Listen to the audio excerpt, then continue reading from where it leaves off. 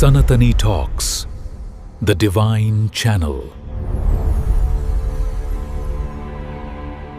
शास्त्रों के अनुसार आत्मा स्वयं में निष्काम और निर्मल है, लेकिन जब तक वो मोक्ष प्राप्त नहीं कर लेती, वो एक सूक्ष्म शरीर यानी सटल बॉडी से जुड़ी रहती है। इस सूक्ष्म शरीर में हमारा मन, बुद्धि और अहंकार होता है। आत्मा को फल नहीं भोगना पड़ता, लेकिन अहंकार जो आत्मा के प्रकाश से चलता है, उसे लगता है कि मैंने ये काम किया है। जब तक हम खुद को आत्मा के बजाय शरीर या मन समझते हैं, तब तक कर्मों का बोझ हम पर बना रहता है। आत्मा पवित्र होते हुए भी माया या अविद्या यानी इग्नोरेंस के घेरे में होती है। जैसे एक साफ कांच के पीछे अगर काला कपड़ा रख दिया जाए तो कांच भी काला दिखने लगता है।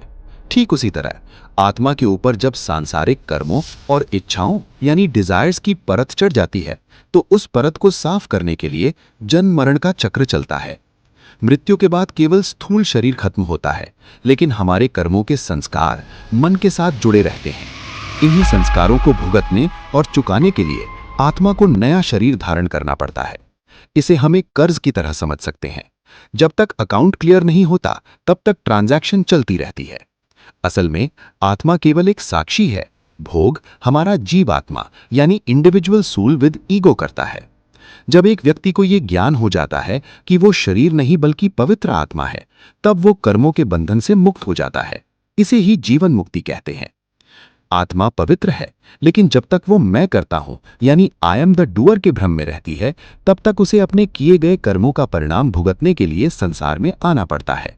जैसे ही ये भ्रम टूटता है, कर्मों का फल मिलना बंद हो जाता है। सोचिए कि एक रथ है जिसमें घोड़े यानी इंद्रियां लगे हैं, एक सारथी यानी ड्राइवर मन है, और पीछे राजा यानी आत्मा बैठा है। पाप तब होता है जब सारथी यानी मन घोड़ों को गलत रास्ते पर ले जाता है। राजा कुछ नहीं करता, वो सिर्फ बैठा है। लेकिन अगर रथ गड्ढे में गिरता है तो नुकसान राजा का भी होता है, क्योंकि वो उस रथ में सवार है। निष्कर्ष, जब तक आत्मा ने इस शरीर को अपना घर माना हुआ है, तब तक उसे शरीर के किराए के रूप में कर्मों का हिसाब देना पड़ता है।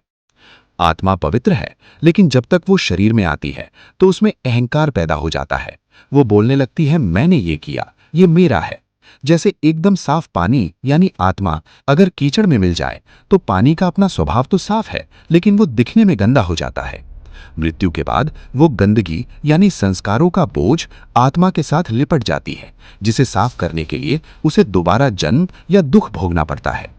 असल में आत्मा को बोझ नहीं ढोना पड़ता, बल्कि हमारे सूक्ष्म शरीर यानी सटल बॉडी, माइंड, इंटेलेक्ट को ढोना पड़ता है। आत्मा तो सिर्फ एक बैटरी की तरह है जो शरीर को पावर दे रही है। लेकिन जब तक हमें यह ज्ञान नहीं होता कि मैं आत्मा हूं, तब तक हम खुद को शरीर ही मानते रहते हैं।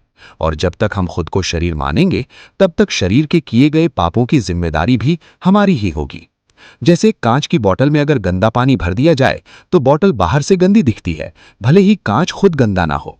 मृत्यु के बाद जब तक वो गंदा पानी फेंका नहीं जाता, तब तक वो बोतल यानी आत्मा का सफर साफ नहीं माना जाता। जब हम इन विषयों को समझते हैं, तभी हमें एहसास होता है कि हमारा हर एक कर्म और हर एक सोच कितनी मायने रखती है। शास्त्रों में कहा गया है कि ज्ञान ही वो रास्ता है जो आत्मा को इन बंधनों से आजाद कर सकता है। अगर आपको ऐसे सनातन धर्म से जुड़े जीवन, अनंत ब्रह्मांड और ह्यूमन लाइफ से जुड़े वीडियो पसंद हैं, तो हमारे चैनल सनातनी टॉक्स को सब्सक्राइब जरूर करें। और आपको ये वीडियो कैसा लगा, कमेंट में जरूर बताएं।